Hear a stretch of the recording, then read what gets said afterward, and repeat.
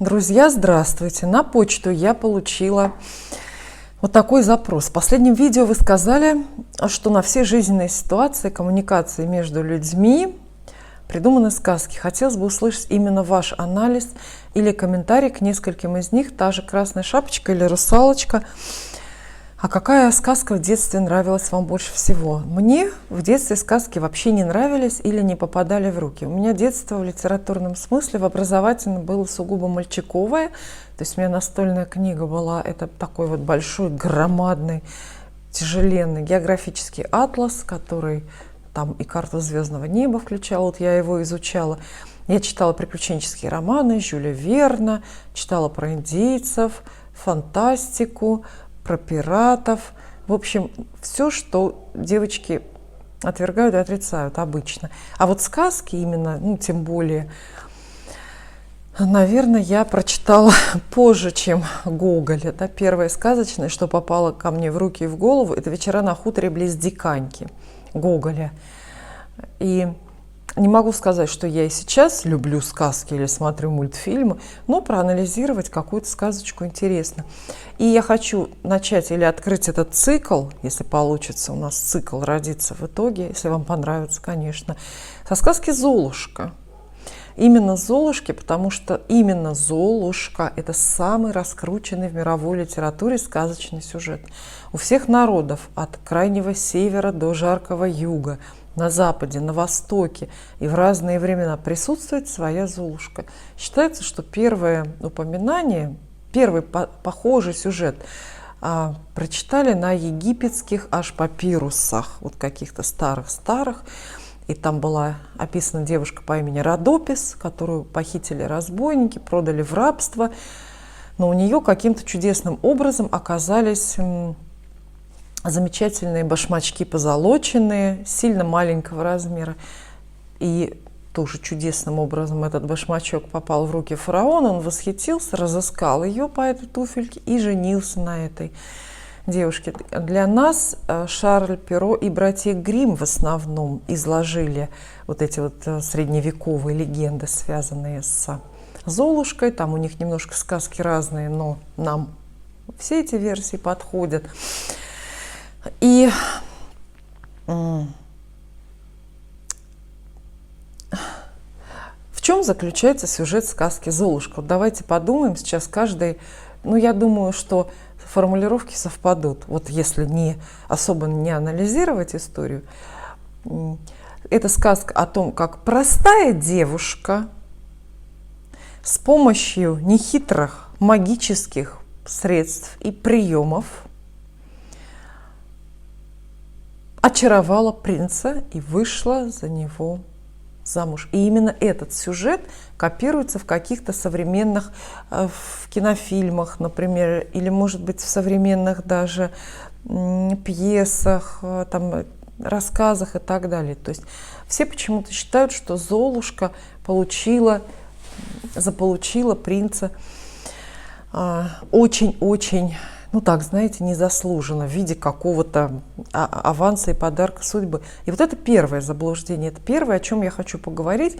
Без понимания вот этого первого пункта, понимания сказки не будет вообще, нет смысла приступать ко второму.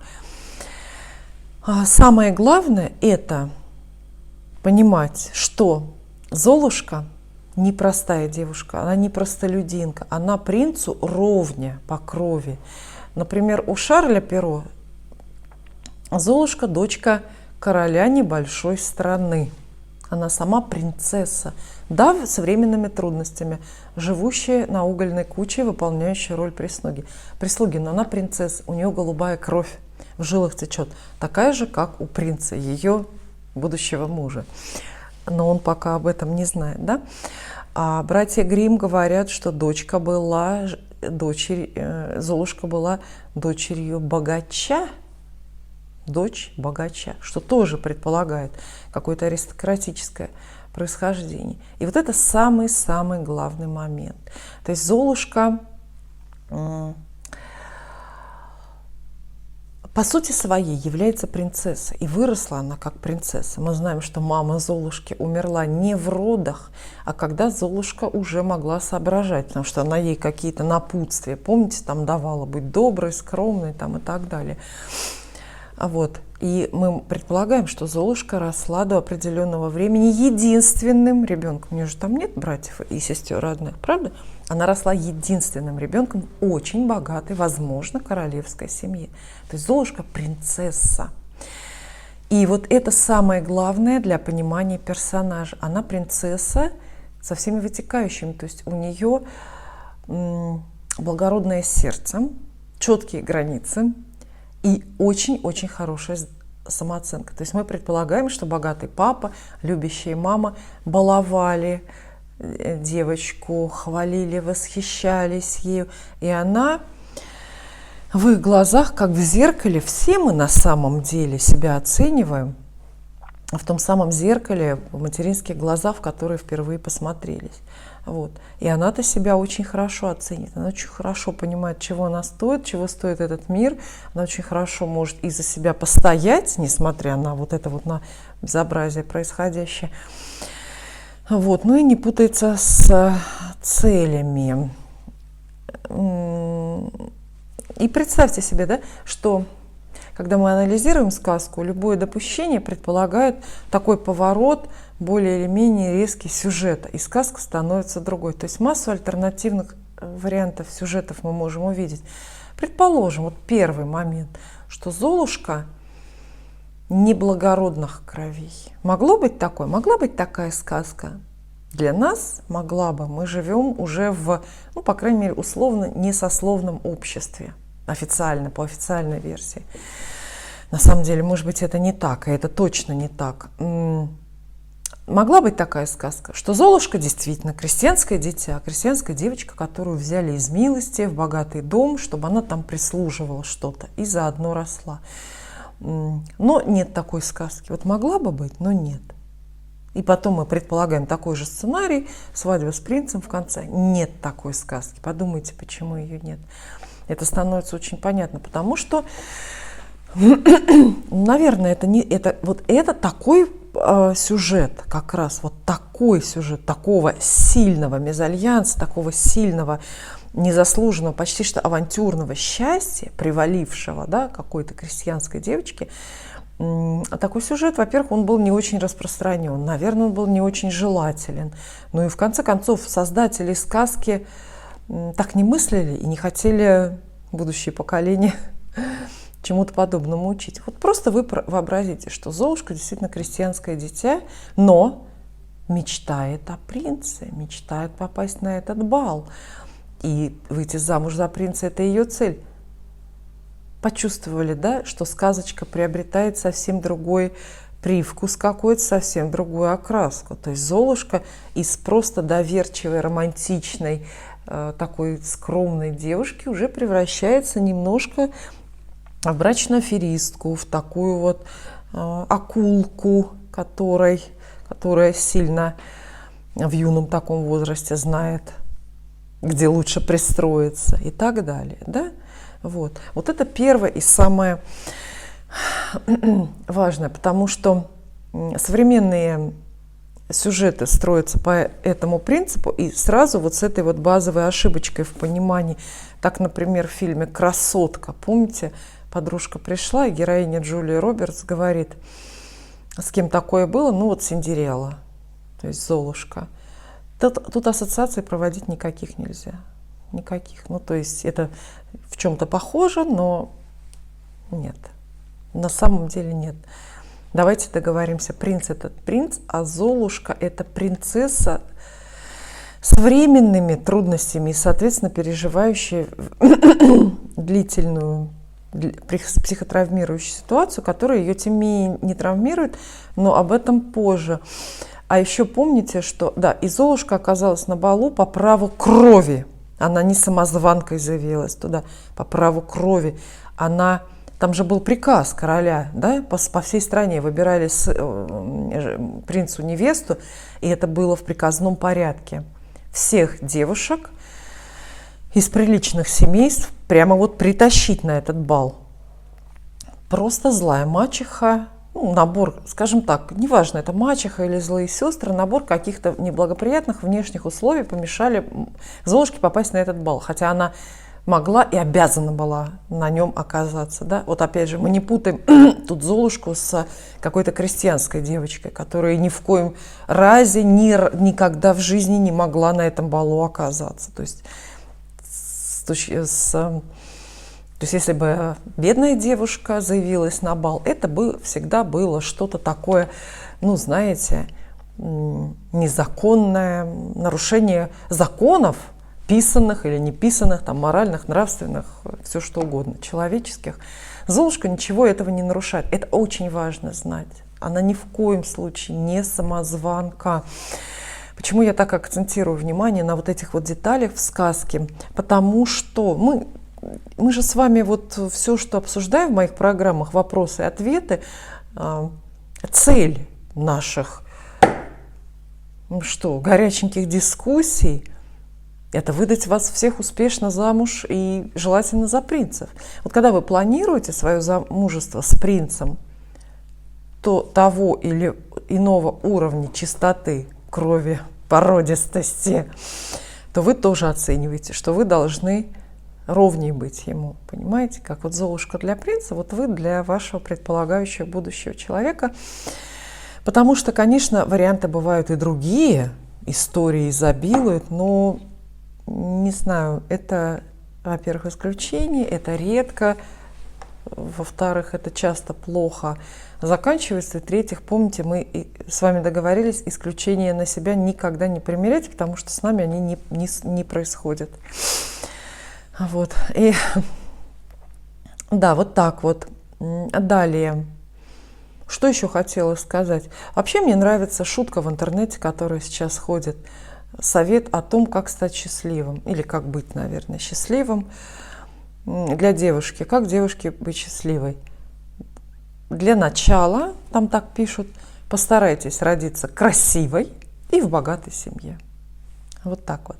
Вот у Золушки все это было. То есть базовые данные, это нужно тоже учитывать. Ничего другого, никакой вот этой сказки, никакого продолжения бы не случилось, если бы Золушка, не была принцессой, определенного рода, или дворянкой пускай, да, дочкой богача, и если бы Золушка была страшненькая, страшная. Хотя тоже такой вариант сказки ведь можно допустить, да? Ну, допустим, ввели такую тоже данные известные, константу такую ввели, что вот Золушка так-то, так-то, так-то, и при прочих равных, ну вот она страшная, или страдает каким-то прям вот конкретным уродством, там, не знаю, ухо у нее одно, например, или что-то, я не знаю, что-то еще. Но этого нет. Почему-то авторы сказки вот таких данных вводных нам совершенно не дают. Золушка описывается как абсолютно природная, прирожденная красавица. Далее. На законном месте. Я сказала про рождение, про голубую кровь, про то, что это имеет значение во многих случаях, понимаете? То есть тут можно до бесконечности продолжать эту историю, поскольку Золушка голубых кровей, автор подчеркивает, что у нее благородное происхождение, отсюда проистекают все ее, наверное, добродетели, да? То есть та Золушка, которую мы видим в сказке, она скромная, она добрая, она очень знает свое место, она умеет мило, ласково, красиво общаться. Помните, что на балу ведь она не только принца очаровала, все очаровались, в том числе и ненавидящие ее сводные сестры, которые ее не узнали, но они были поражены совершенством вот этой вот незнакомки, не только ее платьем, но и манерами, и вот этими искрящимися глазами и так далее. Кстати, в некоторых версиях этой сказки ее все узнали. Вот, по-моему, у братьев Гримм. На самом деле все узнали Золушку в этой принцессе. Ну, это уже совсем другая история. Следующий момент, второй пункт. Вот анализа этой сказки для меня тоже важный. Что такое угольная куча? Везде Золушка, вот варианты сказки и варианты сюжета могут быть довольно разные, но все равно везде фигурирует вот эта вот угольная куча. Золушка живет около камина, на каком-то чердаке, да, или в подвале около камина. Подвал скорее логичнее камин логичнее в подвале размещать, да. Она живет около камина на угольной куче. И вот здесь, мне кажется, говорящий очень именно присутствие огня, близость огня, ну и близость вот этого, не знаю, источника огня, вот этого топлива, угля. Она везде именно Золушка, Синдерелла, пепеляшка на болгарском языке, пепеляшка. От слова, ну вот тоже с углем это все связано, да, для нас как пепел звучит. Мне кажется, то есть туда ее, мы знаем, да, загнала злая мачеха, которая ее не любила, всячески заставляла тяжело работать, сравнивала ее со своими родными дочерьми и так далее. Вот я представляю себе эту угольную кучу для Золушки таким своеобразным чистилищем. Не случайно присутствие огня. Это чистилище, ну, в которое почему-то девочка попала при жизни, хотя тут тоже можно в большие дебри уйти, да, для того, чтобы очиститься от каких-то грехов. Понятно, больших грехов у нее нет, в чистилище великие грешники не попадают, какие-то маленькие, возможно, не свои. Она к своим 17 годам, или сколько ей было, 14, грехов, наверное, не заработала. Может быть, она там отрабатывает в этом чистилище, то есть через вот эти страдания, через унижение, через вот эту тяжелую работу. Она отрабатывает грехи даже не свои, например, родительские или грехи рода. От чего умерла ее мама, мы не знаем. Почему ее папа не смог сохранять верность умершей жене, да, почему он так поспешно женился на вот этой вот злой мачехе. Мы всего этого не знаем. Мы предполагаем, что Золушке вот этих родовых грехов досталось-то много-много. То есть она либо через унижение очищает карму рода, либо, что вот мне кажется наиболее вероятным, что вкладывает автор, вообще зачем, да? Зачем вот такие перипетии в жизни этой несчастной девочки? Почему это злая мачеха, как злой демон? Почему вот это эмоциональное насилие, бесконечное использование, тяжелая работа, унижение? Я думаю, что это идет как кристаллизация характера или закалка характера, закаливание характера девочки, потому что мы не знаем, какой у нее изначально был характер. Голубая кровь – это хорошо, родиться в богатой семье – это прекрасно, но у Золушки, представьте себе, тут мы уже притягиваем к теме и гаданий наших, и к тематике моего канала в целом, да, у Золушки, представьте, ведь был свой гороскоп рождения, да, натальная карта. Вот я вас очень прошу, в комментариях пофантазируйте, пожалуйста, какой знак зодиака-то у Золушки? Вот Золушка. Вот кто она по знаку зодиака? Ну, по солнечному, допустим, знаку. Вот у нее была натальная карта. И Золушке мог достаться ведь от природы плохой характер, откровенно дурной, тяжелый. Она могла быть упрямой или равнодушной, рассеянной или безвольной. А вот в этом чистилище, на своей угольной куче, сколько лет там она, получается, провела, но не так много, предполагаем, что не так много, не с самого детства она там живет на угольной куче, это вот буквально события там последние, ну, пятилетки, может быть. Может быть, кстати, и меньше. Вот, она улучшает свой характер. Мы все знаем, что это единственный путь. Никто в хорошей благополучной жизни лучше не становится. Вот люди так устроены, что от сытой жизни недостатки, если они есть в характере, только гипертрофируются, вылезает все худшее, все самое отвратительное, и человек становится такой, как забронзовевший, и памятник самому себе не лучший, не лучшим своим качеством. А вот когда происходят какие-то драмы жизненные или, возможно, трагедии, когда приходится что-то ужасное, вот такое вот, как Золушке, переживать, да, неожиданное унижение, это все очень-очень чистит в целом карму, закаляет и очень улучшает характер. Я думаю, что автор вот этот сюжет с злой мачехой, унижениями, тяжелой работы сюда вводит именно ради этого. То есть и Золушку мы видим такую, знаете, вот кристально добрую, какую-то абсолютно невинную, очень романтическую, налет упрямства, налет своеволия, может быть, налет там уже чувство собственной важности, это знаменитое ЧСВ, там ей так сняли, что уже просто, знаете, соскребли. Вот. Под ноль соскребли. Вот поэтому Золушка такая хорошая. Но здесь тоже сюжет может вильнуть в разную сторону. У Золушки от природы, мы предполагаем, очень-очень крепкая воля, крепкий характер. И она в этом горниле очищающем, в этом пламени страданий улучшается. А обычный человек, вот опять же отсылка к ее благородному происхождению, а обычный человек с обычным характером, с обычной душой в таких унижениях ухудшится, обязательно ухудшится. И мы могли бы наблюдать сюжет уже совершенно другой, да, какой? Золушка совсем уже растерялась, сначала плакала, потом добралась до каких-то, украла у мачехи психотропные таблетки какие-то, а потом стала винишко подворовывать из погреба. В общем, Золушка, не знаю, сбежала из дома, спилась и рано умерла. Да? Вполне себе сюжет. И, к сожалению, большинство детишек, которые вот попадают в такую неблагоприятную среду, действительно имеют потом неблагоприятную жизнь и плохо заканчивают. Мы все об этом знаем, что трудное детство предполагает трудную, как правило, короткую жизнь. Большинство характеров не справляются.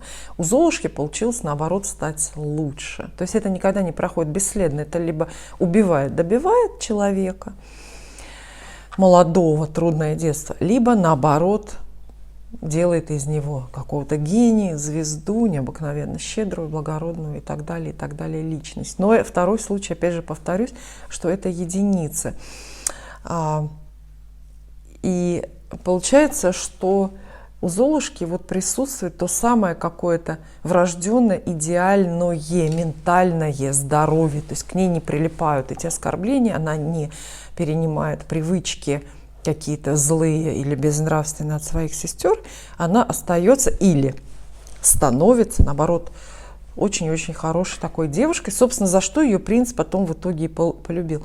Хотя вот на тему, вы знаете, мужчины любят глазами, это не пустое, поэтому, наверное, принц ее сначала полюбил за красивое личико, да? А потом, это не знаю. Хотя в сказке много раз подчеркивается именно хороший характер Золушки, правда же? Хороший характер, о том, как она жалела этих зверюшек, как она умела со всеми договариваться, о том, как она слышала людей, слышала чужие нужды, о том, что она не просила много, что у нее была скромность такая. Вот. Поэтому вот такое вот от чистилища угольная куча. Это второй пункт. И, собственно, тоже вам для этого рассказываю. Ведь Золушка в конце, не во всех вариантах, кстати, но есть такой вариант, что Золушка всех простила. И буквально на второй день после свадьбы она забрала к себе во дворец этих сводных сестер, которые ей не давали жизни, и выдала их замуж тоже за каких-то богатеньких вельмож. Да? Золушка вот так легко всех простила. Почему? Потому что она была умненькая девочка, и она, скорее всего, поняла, что они не хотели ей добра, но так получилось, что сделали ей добро. Да? Я часть той силы, что вечно хочет зла и вечно совершает благо. Вот. Они совершили благо, они сделали из нее вот такую волевую и порядочную девочку. И я вам тоже это рассказываю с каким-то прикладным смыслом. То есть, если у вас на личную жизнь такой большой замах, вы играете только по-крупному, делаете большие ставки, а я вас прошу всегда делать только очень большие ставки, знаете. То есть, если мечтать выйти замуж, то только за принца. Только за принца. Вот скажите себе, на меньшее я не согласна. И тогда вот ваши жизненные трудности, какое-то нездоровое окружение, может быть, трудная работа, может быть, денежные какие-то недостаток денег, страдания физические, болезни, кстати, сюда тоже подходят. Подумайте, не очищающее ли это горнило, не очищающее ли это пламя, как раз которое вас готовит к потом уже счастливой партнерской жизни. Может быть, без этого у вас бы этого всего не получилось. Без этого вы были бы вот такой, вот, знаете, хабалистой, нахрапистой, эгоистичной теткой, все себе позволяющей и унижающей окружающих, вот, и так далее. Ну, то есть такой сводной сестрицей. Портрет сводной сестрицы я нарисовала. Это второй пункт. Третий пункт. Тут вообще прикладного смысла море. Я вас призываю тоже обратить внимание и запомнить. Танцевать с принцем – это была мечта Золушки. Помните, да? Она даже рассказывала вот этим своим помощникам, кто ей там мыши, эти птицы какие-то, там какие-то еще насекомые, не знаю. Вот. Они ей все помогали, и она с ними делилась. Она им рассказывала о том, что у нее есть мечта танцевать с принцем. Это везде, и в экранизациях это тоже показано, как она с воображаемым принцем, да, берет щетку там какую-то эту для пола и воображает, что это принц, она с ним танцует. То есть у нее есть такое устойчивое, очень понятное и безальтернативное желание. Я не помню, там она говорит ли, что она замуж хочет за принца, но она точно говорит, что я хочу быть на балу, я хочу попасть на бал и хочу танцевать с принцем. И вот это очень важно. Золушка максимально четко озвучивает свое желание высшим силам. Поэтому высшие силы услышали, поэтому фея прилетела, да? Потому что Золушка направила тот самый луч. Очень векторно вот это желание, четко и без вариантов, да? Золушка же не сидела вот как мы, представьте. А как мы с вами загадываем желание? Ну, вы знаете, любое желание. Золушка же не сидела и не говорила: так, я хочу на бал потанцевать с принцем или, ну, не знаю, или может мне в Саратов к тетке двоюродной уехать. А может быть, мне на айтишника пойти учиться. Нет, она так не говорила. Она... Все, у нее вот свет клином сходится именно на этом. Желание ее безальтернативное, то есть очень понятно, очень четко. И при этом оно не звучит как ультиматум Вселенной. Это тоже часто, я очень многим говорю, особенно девушкам в личной беседе, когда по скайпу разговариваю, по скайпу кому-то гадаю, мне приходится многих тормозить, одергивать. Я говорю: девочки, стоп, вы слишком чего-то хотите. Чтобы вернулся парень, чтобы взяли на хорошую работу, чтобы свалились деньги, чтобы там переехать и так далее. Слишком хотеть нельзя. Это ультиматум Вселенной. Золушка не говорит: хочу на бал или все, руки на себя наложу, жить не хочу, да, у меня депрессия. У нее никакой депрессии нет. Она хочет и при этом наслаждается тем, что есть. Продолжает петь, танцевать, веселиться. Даже когда понимает, что желание отодвигается, она не попадает на этот бал. Вот. Золушка все равно остается такой же доброй, скромной, доброжелательной со всеми, продолжает петь и радоваться жизни. Вот. Она очень правильно загадывает желание, посылает. Поэтому появляется фея. То есть вот...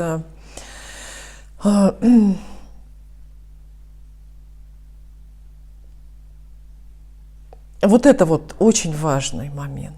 Желание. Если вы хотите, ну мы здесь про личную жизнь, естественно, говорим, про вашу будущую обязательную, дайте мне слово, встречу именно с принцем, да, вы должны четко очень этого хотеть. Потому что многие не хотят. То ли я хочу вот принца, ну то есть богатого какого-то мужчину, то ли я хочу сама разбогатеть. И они как-то взаимоисключающие желания. Высшие силы, ангелы-хранители мечутся там над вашей головой, вот так вот друг дружку лбами тыкаются в разные стороны, как лебедь, рак и щука, и не знают, какому вашему желанию помочь. И в итоге все остается на воз и ныне там, понимаете? Все остается на прежней паре. Ни мужика богатого не находится, ни хорошей зарплаты. Вот поэтому выберите одно для начала. По поводу феи, мы, естественно, понимаем, это сказка, и Золушка оказывается на балу посредством, да, вот такого магического вмешательства. Есть какие-то инструменты. Я думаю, что авторы сказки фею, как ну, вводят вот это вот фею, фею только чтобы описать интуицию Золушки. Я думаю, что Золушку на бал не фея отправила. Ну, скажем так, фея, кто скрывается за этой личностью, за этой личиной скрывался, блин. Вот. Я думаю, что это отсылка к интуиции Золушки. У нее ведь гениальная интуиция, доходящая до ясновидения. Много раз в сказке эти моменты указываются. Ну, во-первых, она предчувствует свою вот эту счастливую судьбу с принцем. Как-то вовремя очень у нее все нужное оказывается в руках и так далее. То есть Золушка, мы предполагаем, могла бы обойтись и без феи крестной. Да?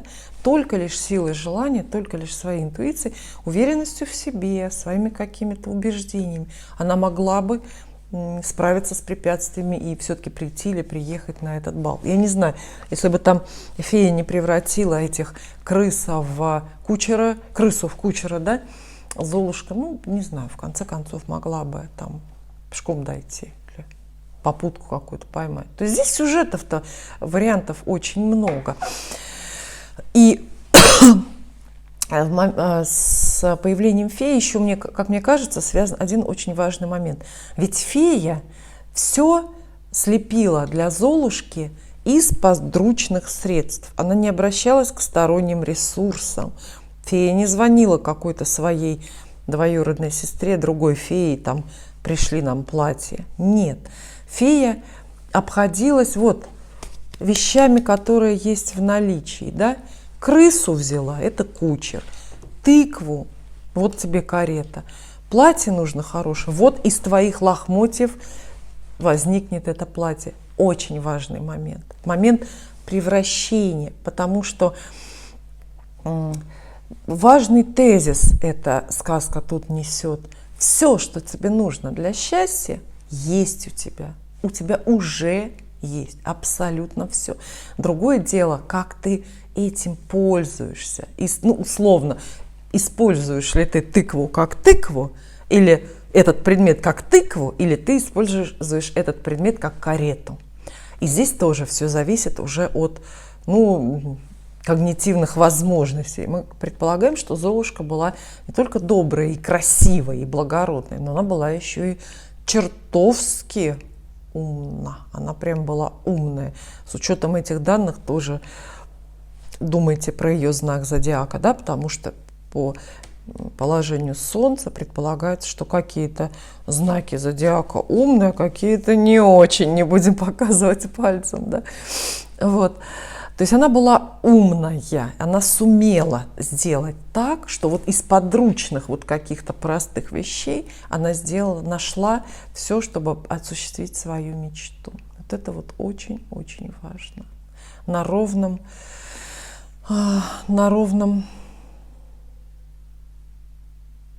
месте. На ровном месте.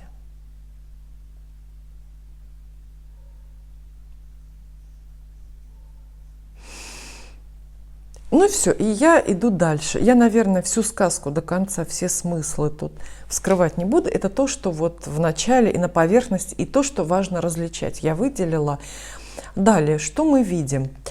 Символизм предметов есть. Вот представьте, что версий Золушки у разных народов и в разные времена много, но везде есть туфелька. Где-то это там меховой башмачок, люди путаются с переводом, спорят, прям то ли это меховой башмачок, то ли это стеклянная туфелька, то ли это хрустальная туфелька, то ли это, как в египетской версии, кожаная туфелька с золотыми пряжками. Ну, то есть, неважно, но это всегда туфелька. Туфли вообще в соннике, да, ассоциируются с новым знакомством и с новым замужеством. Это на всякий случай, знаете, когда вы примеряете новые, ну, желательно новые, желательно дорогие туфли, это к замужеству, мы все это знаем. Мне, кстати, уже, правда, давно, но систематически, долго и очень навязчиво снились такие сны, как я меряю, множество передо мной на полках стоят в каком-то дорогом магазине или просто там, не знаю, на улице, различные дорогие туфли, знаете, Джимми Чо и Лабутены, и, в общем, все, что хочешь. Но это я уже от себя марки добавляю, ну, примерно, чтобы вы понимали, да. Манола Бланик тоже было. Вот. И я все эти туфли примеряю, и я ими восхищаюсь, но я их не беру. По каким-то причинам они мне не подходят. Вот. Такое лирическое отступление случилось. Давно уже не снятся такие сны, понятно, ничего не грозит. Так вот, туфелька. Почему туфелька? Потому что туфелька позволяет очень сильно идентифицировать носительницу, как ничто. Мы знаем, да, что по интернету. Вот одежду легко купить по интернету, потому что плюс-минус размер не угадал, это нормально сойдет. Ну, великоватый, я все по интернету покупаю. Ну, великоватый, маловато, ну, там как-то можно. А обувь по интернету трудно покупать, потому что там нужно прямо, чтобы до миллиметра все сошлось, твой размер, иначе неудобно, противно ходить, ничего не получится. Вот поэтому туфелька очень индивидуализирует личность. Это размер, и это, ну, как в данном случае фасон. Важно, что туфелька особенная, не как у других, она хрустальная. Принц с хрустальной туфелькой, да, ходил. Вот. Люди истаптывают обувь после других людей. Ведь невозможно носить обувь, да, потому что они ее как-то деформируют особенно. Она становится такой, повторяющей своего хозяина. Вот поэтому везде туфелька. А хрустальная, ну, тоже это отсылка к чему? К тому, что мы все особенны, и к тому, что... И в итоге принц нашел Золушку, разыскал, и все счастье ее случилось именно из-за туфельки. Здесь автор нам сообщает о том, что как нужно ценить свои особенности. То особенное, то, что отличает тебя от других. Вот принцу не нужна была любая другая девушка, а именно вот это. Вот это та самая, которой подойдет эта туфелька. И здесь важный тоже принцип. Для счастливой любви, для построения долгосрочных, эффективных, честных, по-настоящему правильных отношений вы должны не скрывать, не прятать, бить себя по рукам свои особенности, а вы должны их гнать на всю катушку. То есть любят особенных, любят за индивидуальность, за какие-то особенности. Особенности у всех разные. Особенности внешности, особенности характера, особенности поведения. Особенности, может быть, даже как в каком-то повседневном выборе. Но любят именно за особенности. И вот тут еще очень важно вспомнить такой, знаете, сейчас активно муссирующийся у психологов тезис о том, как мужчина выбирает свою женщину. Вот я часто слышу, психологи, вот мужские, которые мужскими делами занимаются, говорят о том, что твоя тебя дождется. Ну, мужчина, так же, как и женщина, так одержимы вот этой идеей. Как выбрать именно свою женщину, где ее найти, как понять, что она та самая, как не ошибиться, как не запутаться, там, не развестись и так далее. Вот. И у них бытует вот такой вот миф, что твоя тебя дождется. Представьте себе. Об этом мы как-нибудь поговорим отдельно, потому что это тоже программка на 1,5 часа. Но все равно помните о том, что вот мужчина считает, что он более склонен выбрать женщину себе для себя,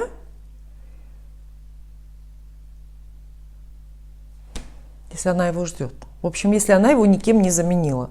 Если она остается, ну так или иначе, физически, в первую очередь, физически, наверное, но и нравственно, и морально ему верны. Это для будущей программы, но пока просто вспомнил, потому что часто это очень слышу. Да, и, кстати, мужчина ищет свою особенную, только ту, любой мужчина ищет свою особенную девушку, только ту, которой подойдет. Это воображаемая туфелька, которую он, конечно, придумал, цвет, размер, конфигурацию и так далее. Но при этом каждому мужчине и также крайне важно, чтобы эта девушка такая особенная, которая только для него и его дожидается, чтобы она также нравилась другим. И это тоже про сказку «Золушка», помните? И это тоже часть сюжета, неотъемлемая. Ведь Золушка появилась на балу и произвела впечатление не только на принца, правда? Она очаровала всех. Она всем понравилась. Она покорила платьем, она покорила горящими глазами, она покорила тем, как она танцует, абсолютно всех. И принц-то ее приметил, да? В том числе и из-за этого. Если бы на нее все смотрели, и он проследовал глазами за вот этим всеобщим восхищением. Он посмотрел туда, куда все смотрели. И мужчины тоже так устроены. Вот представьте себе. Это парадокс, это какое-то противоречие. То есть мне нужна только одна, та самая единственная, но при этом та, которая нравится еще неограниченному кругу лиц. На самом деле все так. Вот эти два волка живут внутри у них и прекрасно, спокойно, ну не всегда спокойно, но тем не менее как-то уживаются. Какой посыл сказки в этом месте для нас, для вас, девушки? Все, кто мечтает выйти замуж за принца. Вы должны понравиться не только ему, не только ему. Вы должны понравиться в принципе всем, неограниченному кругу лиц.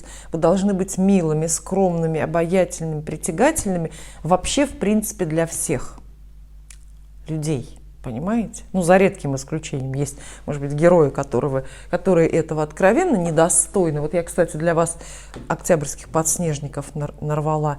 Ну, это какие-то, наверное, другие цветы, но я их искренне считаю подснежниками, потому что они распустились, видите, в середине октября в моем саду. К слову о Золушке, да, желтые цветы. Ну, так вот. То есть очень важно... Вот мужчине не понравится девушка, которая не нравится окружающим. Если все от нее там воротятся, ой, а у нее такой характер, она такая противная, стерва, сплетница, кого-то обманула, там, и все так. Это не притянет мужчину никогда. Он последует только за чужими взглядами. То же самое касается внешности.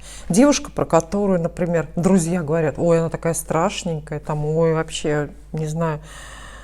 Ну, ему очень трудно будет посчитать ее красивой, представьте. То есть надо быть красивой для всех, как Пугачева пела, помните, нужно быть смешным для всех. Это великая задача. И вот нужно быть красивой для всех или приятной для всех. С вами должны хотеть дружить другие люди. Не получится так, что вы вот обозлили, ощетинили на себя весь мир. Ну вот, например, коллектив. Если в трудовом коллективе, да, вы работаете, перессорились со всеми коллегами, разозлили начальство, от вас уже только просто, не знают, как не чают, как избавиться. Вас никуда не приглашают, нигде не ждут, сплетничают за вашей спиной и так далее. Вот не найдется в этом коллективе принца, который вдруг среди всеобщего недовольства разглядит вашу прекрасную бессмертную душу и скажет: нет, она на самом деле другая. Ну вот, не будет такого. Он все равно сориентируется на оценки и других людей. И вы не можете, придя на первое свидание, например, вот вы приходите на первое свидание, познакомились в интернете, парень вас вообще еще не знает. Вы хотите очень сильно ему понравиться, но при этом грубите официантки в ресторане. Вам кажется, что они никак не связаны. С ним вы сидите такая милая, заглядываете в ротик ему, на все соглашаетесь, там просто хлопаете вот так вот ресничками, все. А с обслуживающим, например, персоналом грубо разговаривать. Или мама позвонила, вы там на маму нарычали при нем, и все. Почему он не позвал вас на второе свидание? С ним-то вы хорошо общались. А вот он ответ. Вот. Вы должны быть хорошие для всех. У вас должны быть, ну хотя бы на словах, хорошие отношения с родителями. У вас должны быть хорошие, верные, желательно постоянные, желательно школьные, еще со школьных времен какие-то подруги, чтобы он понимал вашу, ну скажем так, стабильность или вашу верность к каким-то отношениям дружеским и так далее. Вот это еще хотела сказать. По поводу туфельки, да, мы начали это с туфельки, то есть она теряет туфельку таким образом. Она могла бы потерять что угодно. Вот опять же, неожиданный поворот сюжета. Мы уже сказали, сколько мы насчитали неожиданных поворотов сюжета. Золушка не богата, Золушка некрасива, Золушка не выдержала испытаний и спилась. Потом, что у нас еще было? Золушка глупая, без интуиции, потому что женский ум — это все-таки интуиция в основном, да? Поэтому к ней не прилетела фея, фея-интуиция, мы так решили. И все это ответвление. Я даже подумываю о том, что, может быть, можно написать прям целую книгу, несколько сказок Золушка, ну, вот с этими альтернативными сюжетами. Я могу это сделать очень смешно. Если бы мне кто-нибудь сейчас авансом заплатил гонорар за такую книжку, я бы сегодня же села ее создавать, потому что у меня все с диалогами буквально выстроено в голове. Далее, что хочу сказать. Вот, она теряет туфельку, важно, она привлекает внимание к особенности. Она не теряет брошку, она не теряет заколку, какой-то бантик с платья. Потому что все эти вещи, они могут быть хорошие, дорогие, да? Там брошка Тиффани, может быть, у нее. Но она их не теряет, потому что они ее никак не описывают, не идентифицируют. А туфелька выдает ее особенность. Но в данном случае особенность какой-то микроскопический размер ноги. Вот. Потому что, не знаю, если бы она, я подумала, если бы она потеряла шапочку, она могла, допустим, потерять шапочку, ну или тиару, например, да, на балу. Уместна же тиара для принцессы. Потеряла тиару, но тут тоже, знаете, сильно маленький размер шапочки или тиары, то есть сильно маленький размер головы, это как-то что-то не то, да? Это попахивает как-то патологической анатомией. Вот. А сильно маленький размер ноги почему-то они посчитали допустимым. Ну, это призыв тоже такое указание девушкам. То есть хотите привязать парня, привлекайте его внимание к чему-то, что присуще только вам, к своим именно особенностям, не к общим каким-то вещам, позициям, которые есть у многих. А девушки современные ведь так стремятся быть похожими одна на другую. И действительно, и у них это же получается, ну, похоже, как близнецы-братья, они же неразличимы абсолютно. Я не знаю, как парень приходит сейчас современный где-то в клуб или в ресторан, оглядывается и свою-то не может выбрать, потому что от формы бровей до рисунка на ногтях у всех все одинаково. Вот. Нужны какие-то особенности, ну, желательно милые, а не отвратительные, естественно. Далее, тоже важный момент – убегание Золушки. Вот наступает полночь или подбираются часы, подкрадываются к полуночи, она понимает, что скоро ее карета превратится в тыкву. Кстати, именно вот с этими словами есть много анекдотов, и тоже не случайно, потому что это такой очень горяченький момент, ну, кульминационный момент, наверное, в сказке. Это как раз стрелка без 5:12, да, Золушка бежит, потому что уже воображает. Убегание Золушки. Тоже очень серьезный психологический экскурс можно сделать. Вот по утверждениям психологов, вы знаете, мы все, каждый из нас, независимо от пола, возраста, социального положения, мы все очень боимся того, что какой-то другой человек, опять же, независимо, это не зависит от степени близости, друг, родственник или случайный попутчик в купе поезда, мы все ужасно боимся, что другой человек разгадает или разглядит наше истинное «я», заглянет внутрь как бы нашего альтер-эго. То есть у нас у всех есть вот этот страх, вот это ощущение, опасение, связанное с тем, что внутри мы не такие, как снаружи, внутри мы не такие красивые, не такие приятные, что внутри у нас много, ну, скажем, там, сомнений, есть какие-то определенные недостатки, тайны свои, какие-то скелеты в шкафу, комплексы и так далее. И это истинная правда, мы понимаем, это истинная правда, то есть подсознание человеческое, это такая, ну, марианская впадина, только глубже еще, потому что совершенно не имеет дна. И Золушка убегает, вот эти ассоциации, да, что сейчас не будет кареты, сейчас не будет кучеров и так далее, она убегает в тот момент, в ту условную полночь, она убегает, когда понимает, что вот сейчас еще одно слово, сейчас еще одно прикосновение, сейчас еще один взгляд, и она не сможет держать границы, она не сможет дальше выставлять на показ только сознательную часть свою. Вырвется бессознательно, вырвется ее истинное я, вырвется ее эго, и все. И она таким образом принца разочарует. На самом деле такой поворот сюжета тоже возможен. Представьте, что Золушка, не удалось, там пропустила она это время, не удалось вовремя сбежать. И вот она предстает перед принцем в этих лохмотьях. И тут тоже возможны варианты, да? С одной стороны, он мог сказать: фу, все, он увидел ее нутро, такое неприглядное, он отказался, у него в глазах разочарование, которое так омерзительно видеть, но почему-то мужчина его не торопится скрывать, да, свое разочарование вами, в своих глазках инфернальных. Вот. А возможно, ему бы эти лохмотья понравились, даже больше, чем ее это парадно-выходное платье. Мне кажется, так зарождается вот эта истинная любовь. Как раз когда вот обнажается это эго, эти условные наши там лохмотья какие-то, и второй человек влюбляется уже в эти лохмотья, то есть недостатки в комплексе второго. Но это истинная любовь, это для избранных, это для единиц, это как выигрыш в лотерею, да, как, понятно, или укус акулы. Вы знаете, что по статистике, вообще статистика занимательная, увлекательная и очень такая жестокая и полезная вещь. Но по статистике в лотерею, допустим, $1 000 000 в год выигрывает много человек, 100, не меньше. А акула кусает, или там съедает, нападает на одного, максимум 2 людей в год.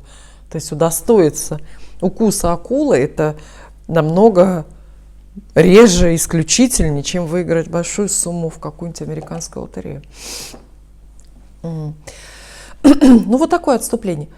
Что это? Совет для девушек, соискательниц внимания принцев. Совет убегать. Совет убегать. В конце концов известно, да, что у мужчины охотничьи инстинкты, и он замечает только цель движущуюся. То есть цель близкую и статичную, ему по ней стрелять неохота. Это неинтересно. А вот в бегущего кабана палить, это да. Понимаете? Или стрельба по тарелочкам. Вот это да. Вот это то, что их занимает. Да, это прямой такой совет. Убегайте, как только видите, что... Но рано убегать не надо, потому что он может вас еще не понять, и вы его не успеете зацепить раньше времени. Кстати, таких беглянок-то полно. Вы раньше времени уже бежите. Не надо этого. Дождитесь без 5-12, без 5, не позже, не раньше нужно убегать. То есть это вот такой очень сакральный момент, редкий, который вы, опять же, интуитивно очень должны почувствовать, когда пора убегать. Когда вы, с одной стороны, раскрылись, то есть у вас эмоциональная близость с этим принцем возникла, она возникла, все, вы поняли друг про друга, что вы каждый чувствуете, заметили симпатию и так далее. Но в то же время не вскрылись комплексы ваши. Кстати, вот эта полночь условная, ее... Почему многие промахиваются? Потому что ее очень сложно предугадать, правда же? Ее никогда не угадаешь. Это вот в сказке у Золушки были часы, на которые точно можно было посмотреть и понять, когда пора бежать. А в жизни этих часов нет. И ты никогда не знаешь, когда наступит вот этот момент, когда вот это твое нарядное платье с тебя пойдет. Это любой же информационный повод. Может быть, это какие-то слова или даже малюсенький незначительный поступок самого этого парня, самого этого принца, и все. Ты больше не держишь границы, не контролируешь эмоции и вываливаешь вот это вот. Это называется спонтанная реакция. Ты вываливаешь эти свои спонтанные реакции, которые сразу тебя выдают с головой. И твое трудное детство, и как ты плохо училась в школе, и как ты пострадала от первой любви и так далее. Это же все в нашем альтернативном эго копится, вот эти гадости, это все, это как грязные тряпки. Знаете, такие никуда не деваются. Там к психологам надо ходить, чтобы со всем этим разобраться, да? Вот. И ты не угадываешь этот момент. Кто-то бежит раньше, кто-то бежит, палится и не успевает сбежать. Соответственно, потом бежит, но уже поздно, потому что принц все видел, твое коричневое не целое платьице и так далее. Но вот этот момент кульминационный, конечно, в сказке, это убегание, это рекомендация, это прямая рекомендация всем девушкам охотницами за личным счастьем, постарайтесь все-таки хотя бы в первый раз, во второй раз, в третий раз вовремя убежать. Ну, это сохранит интригу. Потому что ведь еще что важно, мужчина не влюбляется в реальную женщину. На самом деле и женщины не влюбляются в реальных мужчин. Мы все влюбляемся только в придуманный воображаемый образ партнера. И не хотим разочаровываться. Когда разочаровываемся, ссоримся или расстаемся. И то есть важно не допустить хотя бы на первых порах себя реальную. Вот сохранить, дайте возможность мужчине посохранять в своем воображении ваш вот этот воображаемый, ваш вот этот вот придуманный образ. Пусть он с ним поносится, пусть он в него хорошенько влюбится, и пусть этот образ как к вам прилипнет, нарастет, чтобы он потом ничего настоящего не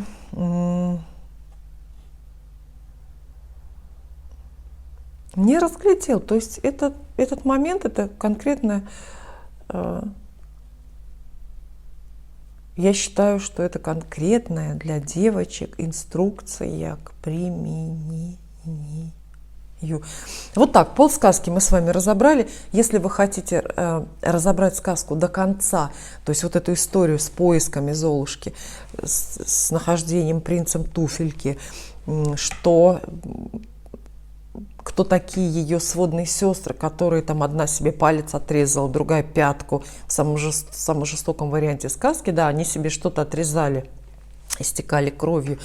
То есть кто такие эти сестры, зачем они нужны в сюжете, чем заканчивается сказка на самом деле. Если вам это все интересно, то пишите в комментариях, будет продолжение. А пока мы перейдем к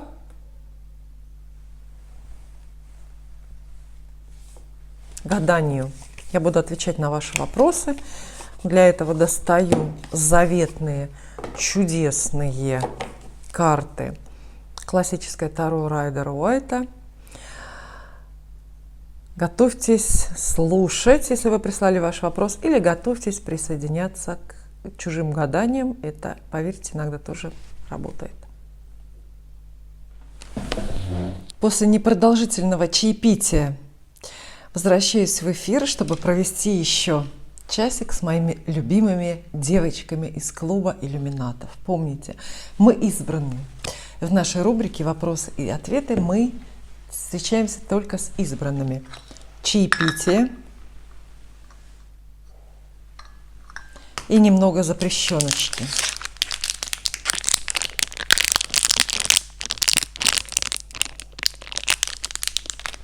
Здесь в Болгарии продается вот такой десерт черноморец. Я считаю, что его действительно нужно запретить, потому что он слишком хорош. Вафля в темном шоколаде и с прослойкой из какого-то вишневого желе. Конечно, я такой не ем, не могу себе позволить. Они у меня лежат в серванте для дорогих гостей. Ну, сегодня мои гости это вы. Мне остается только пустой чай без сахара. Итак, отличная шутка ходит в интернете, блуждает. Она нам будет в тему. Вы заметите и поймете. Учитывая, что тема нашей прежней программы, в которую вы прислали вопросы и комментарии, это любовный треугольник, а соответственно это и похождение стареющего Ловеласа, и гормональные трудности в жизни мужчины. Такая шутка. Учительница посылает маме школьника записку: ваш мальчик слишком интересуется девочками, примите меры. В ответ тоже записку получает от мамы мальчика: у его отца такие же проблемы. Если найдете решение, сообщите. И мы поехали. Прекрасный комментарий, я его даже закрепила. Кумосик Лайф пишет: Ольга, с нетерпением ждем расклада на следующий 2023 год. От вас он всегда очень полезен. И вот Кумосик кумосик, да? Я хочу сказать, что вот насколько быстро летит время, и вы очередной раз мне об этом напомнили. Я, можно сказать, как вчера помню, как я своими руками елку разбирал, и тут опять Новый год, опять гадание на следующий год. Как это происходит, я не понимаю. Некоторые сторонники конспирологических теорий в Ютубе рассказывают, что сейчас уже в сутках давно не 24 часа, а где-то 16, а календари нам все врут и заставляют нас жить по старому графику, по старому времени. Я верю, что в сутках 16 часов, по крайней мере, у меня вот точно не больше. Я в вечном цейтноте.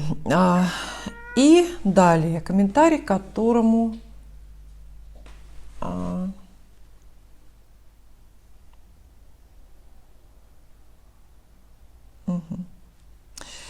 И Эл пишет: как же просто вы умеете сказать то, что нужно.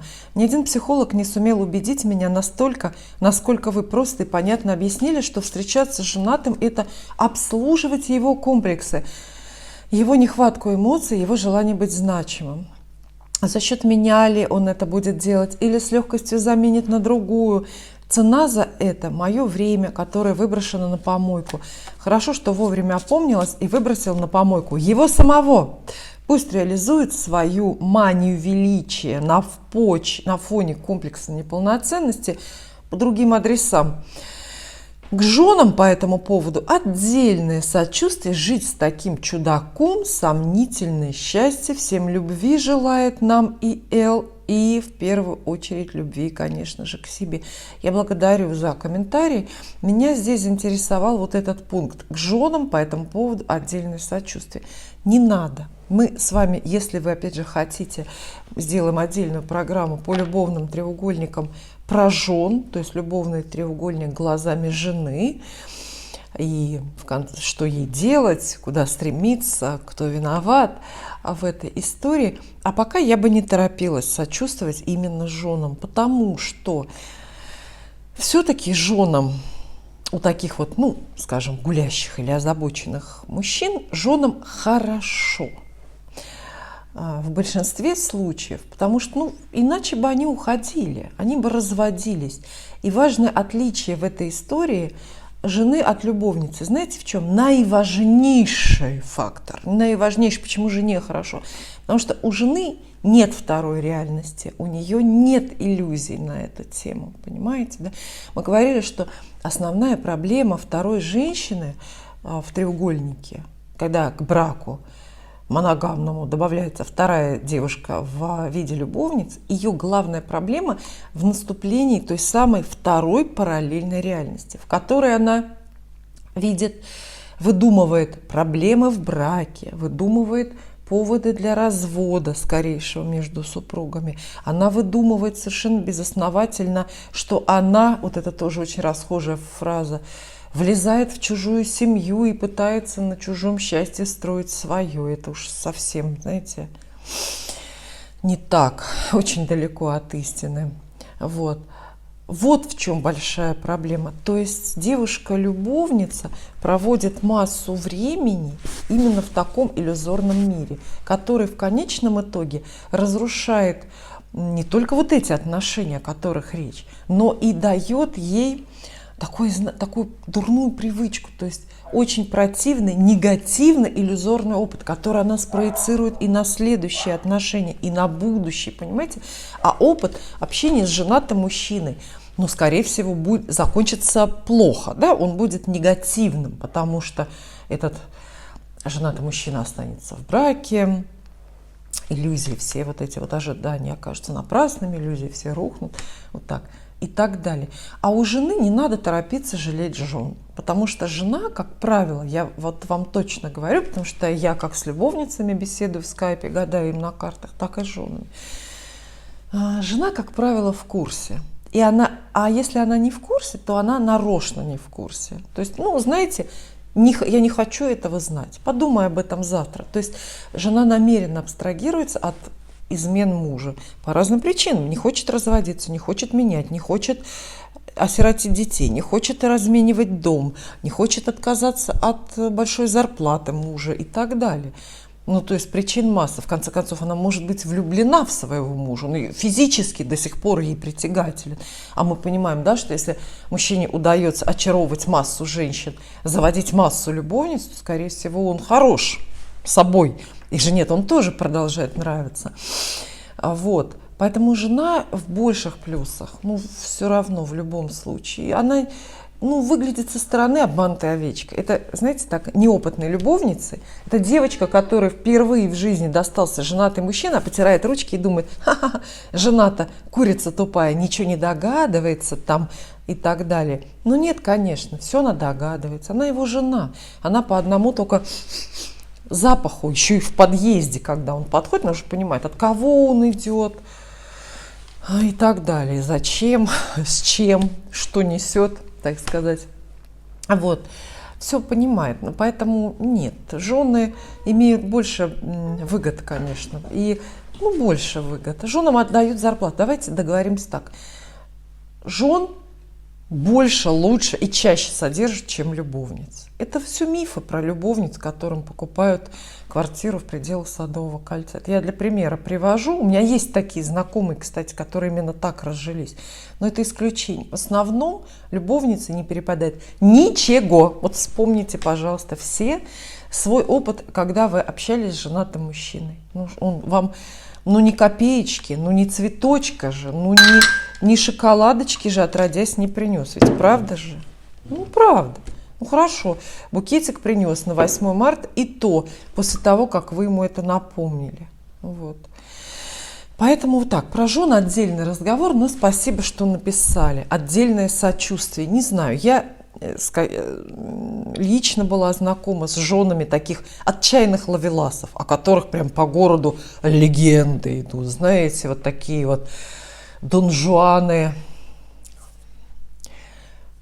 по крови, знаете, по праву крови. Была знакома я с их женами. Чтобы они страдали? Нет, абсолютно нет. Знали, принимали, гордились многие. Гордились, почему нет? Это жена, знаете, старый артист, может быть, вы видели, Борис, по-моему, его зовут Невзоров, да, Борис Невзоров. Красивый такой мужчина в молодости был. Всю жизнь у него одна жена. Конечно, знает об его бесконечных изменах. То есть он вообще никого не пропускал. И она сейчас в интервью говорит: ой, а я так горжусь, что мой-то вон что может. Всем нравится, все его хотят. И мне приятно, и мне это бонус. Для меня вот эта позиция, кстати, очень такая какая-то понятная. Вот отличный комментарий. И Ирин пишет: жестко, но именно такого пинка мне и не хватало. Спасибо большое. Хвалят мою историю про татуировку. Марин Грей пишет: история про татуировку класс. Но в прошлой программе я рассказала, к сожалению, пришлось из постцензурным соображениям ее сократить, да? Вернее, переделать, потому что в оригинале она более содержательно звучит. Ну, я надеюсь, что вы догадались, что на самом деле одна девочка советовала написать на лбу другой. Еще одну историю про татуировку вспомнила, раз уже зашла речь. Я расскажу. Сильвестр Сталлоне, нам всем известный Рэмбо, похититель тоже сердец когда-то, ну и теперь он тоже неплох. Значит, имел на груди, что ли, на плече, на где-то, ну, на руке вроде бы где-то татуировку жены своей любимой. И эта жена привычно засыпала на его плече на собственном портрете. Да, вот видела собственный портрет. И вот Сталлоне очень тонко намекнул своей жене, что, ну, не пора ли им развестись. То есть он ей дал понять, что не питает к ней более таких ярких чувств. Знаете, каким образом? Он забил эту татуировку с ее портретом их общей собаки.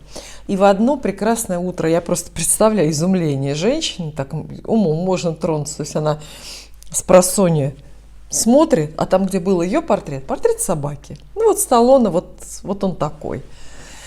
Что-то в этом есть, безусловно, да?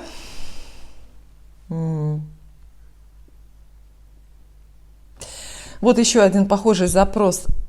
Розетта Вайлд пишет: Просим продолжение темы «Измена мужа глазами жены». Ну вот немножко сказала, может быть, да, действительно, как-нибудь в другой программе коснемся. И вот вопрос. Татьяна Лисицына пишет.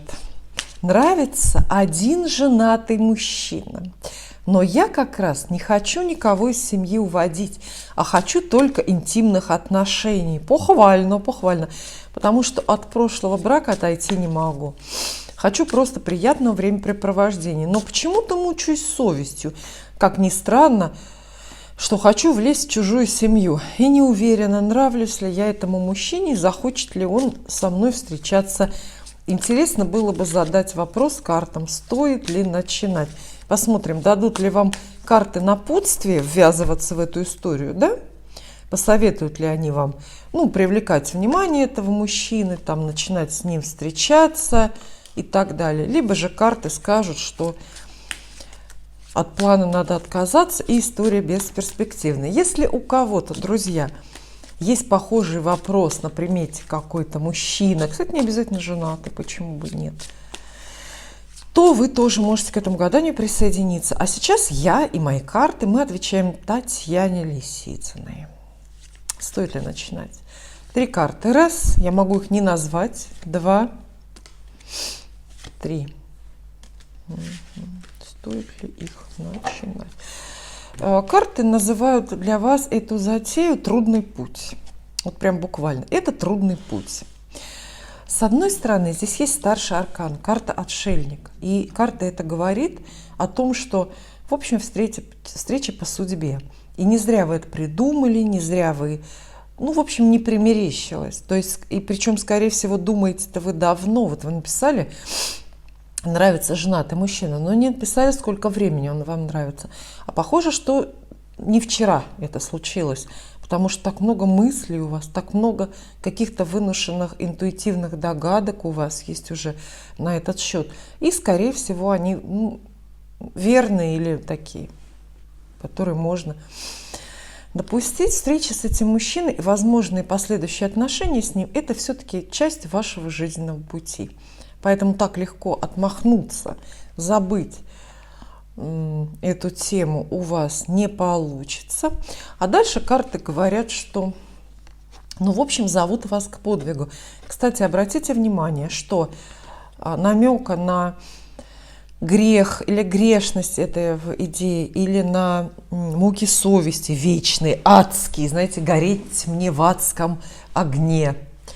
Тут нет таких карт. То есть нет, карты вас не совестят, не говорят, ах, как же ты можешь думать там про чужого мужа. Нет, ничего подобного нет. То есть греховностью пока, по крайней мере, отсюда не веет, но вырастить эту историю, тем более вырастить что-то, постоянные отношения. Вы написали, хочу интимных отношений, но вы не на раз же хотите, да, а каких-то продолжительных. Вот чтобы это на правильный рельс как бы встала эта история, вам придется постараться. 9 жезлов. Видите, перебинтованная голова у героя. Это знак того, что он обо что-то бился лбом, обо что-то ударился лбом. Асфальтная болезнь, понимаете? То есть предполагаются активные усилия с вашей стороны. Ну, привлечь внимание, там как-то что-то преодолеть еще и не знаю. Вот. И паж мечей. В таком сочетании он обозначает разговор. То есть вам карта советует вам действовать словами, разговором этого мужчину увлечь. Но мы знаем, что мужчины влюбляются глазами и влюбляются с первого взгляда именно в только визуальный образ, в оболочку женщины. Вероятно, ну, с этим все нормально, это уже случилось. А дальше вам нужно с ним заговорить, как-то правильно заговорить с ним или заговорить его. В общем, обращайте внимание на слова, и какая-то интеллектуальная сила вот идет. То есть вам немножко этот диалог предстоящий, будущий вам надо поизобретать. То есть нет смысла, например, говорить о погоде с этим человеком, да, пытаясь его там заинтересовать. Нет. Вы должны его поразить, желательно сразу, и поразить, знаете, что-то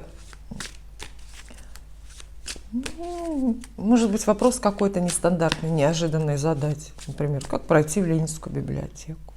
Вот.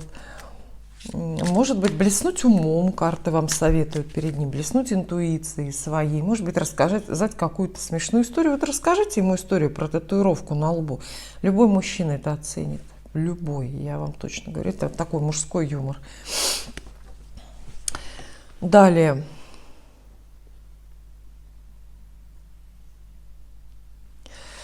Валерия Д. Вот очень интересно. Но я настолько вообще вот ценю своих зрителей, настолько благодарна вам за ваши комментарии, потому что все это дает пищу, но не только для вот написания программы, для продолжения этой рубрики, но и какие-то творческие идеи. То есть это же диалоги, да, для сценария сериала какого-то или для короткометражного, а может быть, на полный метр можно замахнуться. Вот посмотрите, Валерия Д. прекрасное пишет.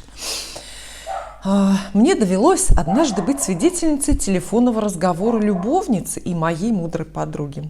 Ваш муж вас не любит, он любит меня, говорит любовница, значит. Милая, бесы, видите, как тему чувствует, и вот начинается лает. Это вот не собака моя лает, понимаете, когда я пишу видео в определенных моментах, это не он лает, это бесы лают. Вселяются бесы. Милая, когда у тебя на счету, отвечает жена, будет хотя бы 3 миллиона долларов, перечисленных моим мужем, тогда я поверю, что он вас любит. Вы не первая и не последняя. До свидания. Я была в шоке и восторге от женской мудрости, тактичности, уравновешенности. В то, что мужчина ценит, и вот это красной строкой вообще для всех. Тут неважно, женатый, не женатый, для всех. В то, что мужчина ценит, он вкладывает свой ресурс. А в мужском мире ресурс – это деньги. Да. Вообще деньги – это совершенно такая вот мужская энергия. В деньгах строго мужские законы работают. Как раз женские вибрации, женские законы деньги-то разрушают в большей степени. Поэтому Валерия, конечно, озвучила вот эту историю. Вот мужчина дает деньги, вот так вот просто, да, мужчина, если дает деньги, неважно, он женатый, допустим, а вы любовница, или пусть даже холостой, дает деньги, любит, не дает деньги, не любит. Все. Ну вот просто копаться можно с психологической точки зрения, конечно, в его прошлом, в его отношениях с мамой, в его кошельке, в конце концов, там есть деньги или нет. Но это все будут только поясняющие детали, знаете, дополнения, второстепенные члены предложения. Далее. Вот и Ирина.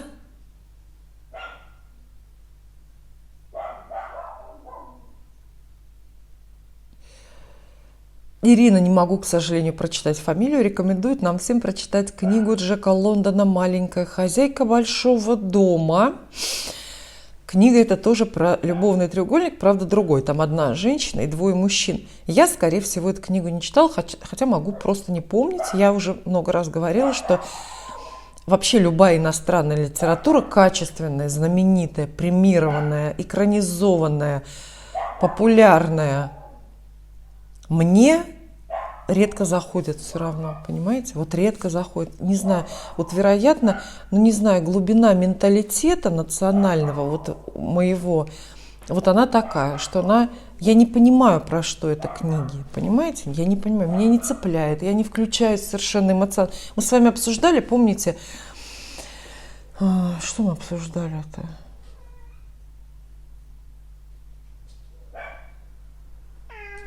Какой-то, я забыла какую книгу, в общем, какой-то иностранный такой знаменитый роман мы с вами обсуждали, я сказала, что ни кино, ни книга не произвели впечатление просто совершенно на меня. У меня очень сложные отношения именно с иностранной литературой, зато очень хорошие, нежные, доверительные с отечественной литературой. Вот так. Какой-то такой литературный, отчаянный патриотизм присутствует во мне. Но, тем не менее, я всем А вот оглашаю эту книжку «Маленькая хозяйка большого дома» Джек Лондон. Дальше такой комментарий. Интересно было бы послушать о том, когда жена заводит себе любовника. Могу сказать, что женщины, жены, заводят себе любовников, скажу пока только, совершенно для другого и совершенно из других соображений, чем это делают мужчины. Вот абсолютно. Там полярные ситуации. Вот абсолютно. Я сказала, что мужчина любовницей поддерживает брак, укрепляет его и продлевает его существование. А женщина, когда заводит любовника, она, конечно, брак разрушает. Осознанно или бессознательно, и то, и другое. То есть, если когда женщина заводит любовника, тогда уж точно семье, скорее всего, конец. Этот брак обречен, это вопрос времени. Может быть, несколько недель, а может быть, несколько лет. Но, понимаете, это совсем все по-другому. А когда мужчина заводит любовницу, брак продлевается, становится крепче. А когда женщина — нет. Брак сокращается, и, скорее всего, там уже этого брака и, в общем, как такового нет. По каким причинам мы тоже можем с вами однажды когда-нибудь поговорить. Ко мне пробивается тут еще в компанию к нам один слушатель, девочка.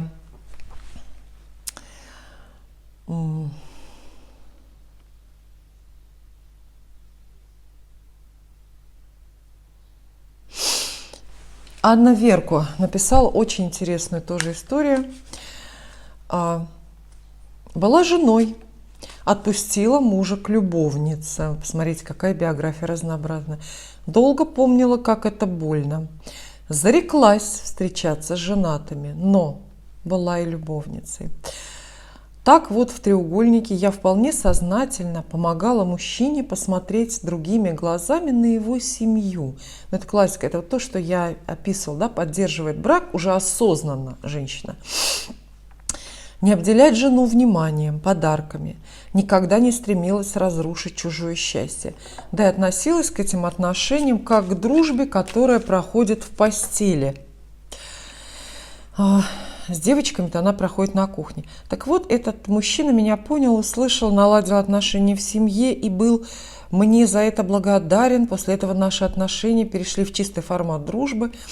То есть, пережив ту боль развода, я как смогла старалась минимизировать боль, наносимую женам. И это очень большой психологический опыт. Анна, все ваше письмо – это повод для серьезных психологических изысканий. Во-первых, что вы за Робин Гуд? Понимаете? Это как Робин Гуд. Отдаю любовь у богатых, раздаю ее бедным. В данном случае, что богатые – это любовницы, а бедные – это жены или обделенные любовью. Да? То есть таким папаге вот это отдает Робин Гудством. То есть какое-то такое благородство настолько, как бы сказать,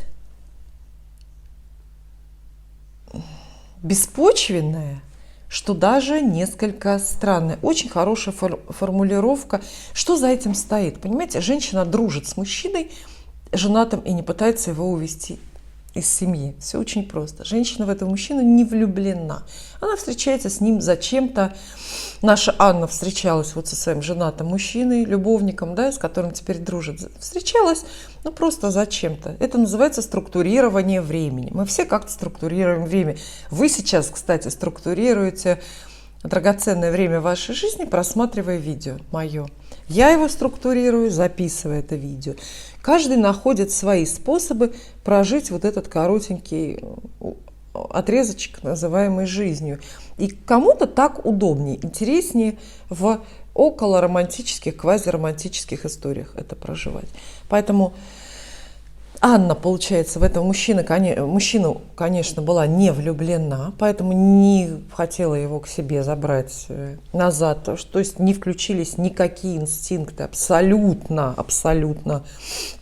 ни инстинкты, ни рефлексы не сработали. То есть с мужчиной проводила время Анна, по сути, ей ненужным. Но в качестве друга тоже он для чего-то здесь существует, хотя тоже дружба между мужчиной и женщиной ну, так скажем, под большим вопросом у психологов. Ну, а я так скажу, нафиг она нужна? Ну, зачем? Просто скажите, зачем? Не знаю.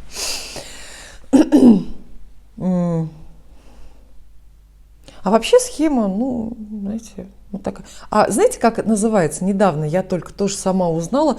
Вот, дружба, которая проходит в постели. Это называется дружба с привилегиями. На английском языке даже есть аббревиатура F, W, B, да? FWB. Это дружба с привилегиями. Такая аббревиатура. Это вот как раз, когда мужчина и женщина зачем-то спят вместе, при этом не планируют там жениться, рожать детей, любить друг друга и так далее. Дружба с привилегиями. Смешное, оскорбительное, странное. Странная вещь. Вот. Далее Виктория Б. пишет. Меня впечатлил опус о том, что мужчине и женщине, посвятившим себя магии, при наличии любви между ними нельзя рожать детей общих. Да? Скажите, на ваш взгляд, почему? Каковы причины? Это был бы неприлично сильный маг по итогу? Еще есть у меня к вам вопрос, что вы думаете о реинкарнации. Виктория Б. Вспомните Гарри Поттера. У него же, насколько я помню по истории, не оба родителя тоже были магами, да? Или я путаю, или оба. Но этот вопрос всегда встает. Почему вот в истории про Гарри Поттера, история Гарри Поттера, автор могла бы вообще про его родителей не писать. Тайна происхождения, ну и ладно, были и были. А там это все муссируется, обсуждается в разных книгах, поднимается, присутствуют духи этих родителей, разговоры о них и так далее. Потому что вот в случае с магией, конечно, это важно. Почему я думаю? Тут много причин может быть. Во-первых, для того, чтобы маг и магиня, ну или маг и ведьма, могли спокойно разойтись, когда пройдет любовь, и чтобы ничего их не связывало. Потому что, понимаете, да, когда есть общий ребенок, мужчина и женщина связаны навек. Все, они никогда не смогут быть нейтральными друг для друга людьми. Вот в избежание таких ситуаций. А они жили в весьма закрытом сообществе. Закрытое сообщество, да, такая закрытая деревня магов. Ну, была любовная история, ну, поспали они, потом разошлись, и они сами забыли, и все забыли. Если у них остались общие дети, во-первых, да, это может быть там какие-то магические особенности, особенно, или как наследственные болезни, знаете, как гемофилия какая-то может обернуться проблемами, вот как после браков между близкими родственниками. А потом, я думаю, еще с точки зрения государственного устройства, потому что вот это мини-поселение магов, это же, в принципе, государство в государстве, да? Ну, то есть у них там свое самоуправление, у них свои какие-то органы власти, кто-то кому-то подчиняется, людское племя по-другому не живет. Люди равными никогда не живут. Всегда есть вожак, есть подчиненные, есть шестерки, обслуживающие, рабочие муравьи, трутни и так далее. Понимаете, да, в человеческом сообществе всегда вот эта иерархия. А когда, например, там маг и магиня сошлись, полюбили друг друга и родили ребенка, образуется что? Семья.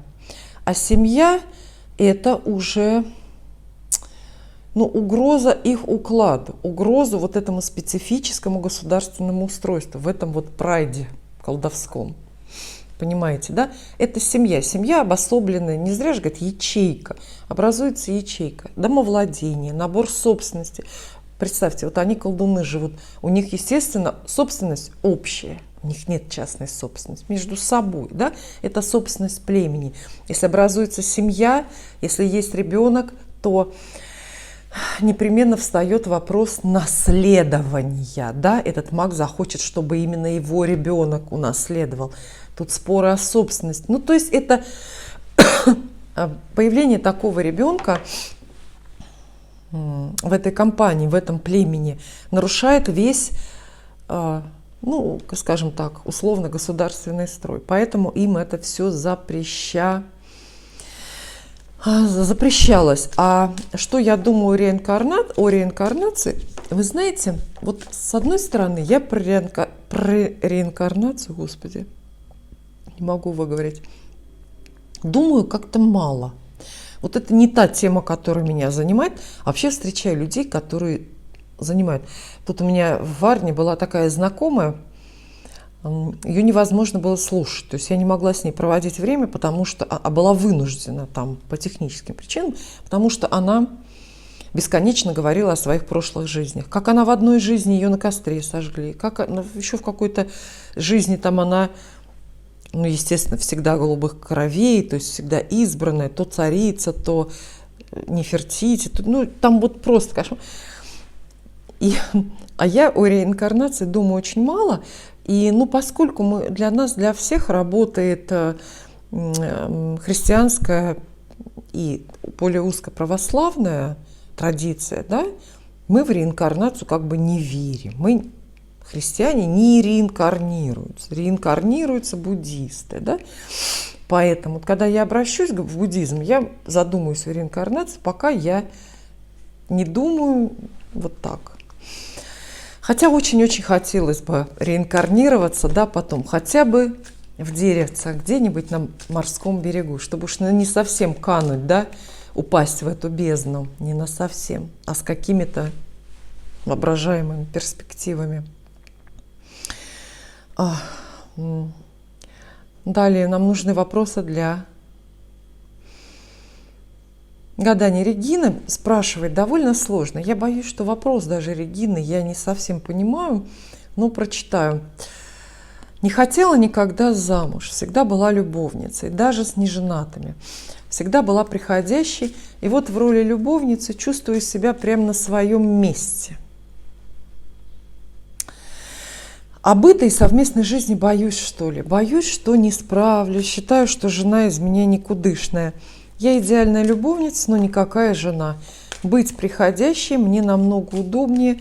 Я не из наивных, но чувствую, что с нынешним женатым другом как раз все к этому идет. Не сомневаюсь, что разойдется со своей. И мне интересно, получится ли у меня новая роль, или я все же не готова. У меня дилемма, ведь возраст уже не девочка, поди. К тому же мне кажется, я люблю этого человека. Спросите, пожалуйста, у карт. Не совсем я понимаю, к сожалению, Регина, о чем спрашивать карты.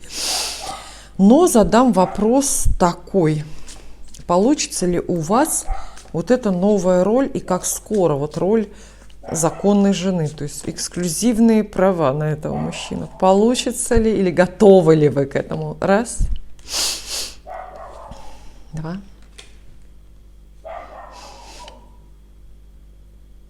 Три. Вы знаете, вот готовности особой карты не показывают. Здесь две карты масти жезлов как-то подряд. Паж и рыцарь. Паж и рыцарь говорят, это такой набор страсти. Страсть. Раз, страсть. Два. Набор страстей. То есть пока сейчас ваш роман, ваша любовная история переживает вот такую активную терминальную стадию. То есть пока мы говорим о страстях, о горячих чувствах, то есть на горяченьком. Сейчас это все происходит вот так вот на горяченьком. Потом и достаточно скоро, пусть на время, но все-таки это будет заметно, кто-то из вас закроется. Может быть, вы почувствуете, что не готовы, и притормозите эту историю. Буквально скажете: нет, нет, подожди, мне нужно время, подожди, не разводись, забери назад кольцо, мне нужно время, я хочу подумать, я не хочу такого быстрого сближения. Может быть, это ваш мужчина тоже захочет, включили, естественно,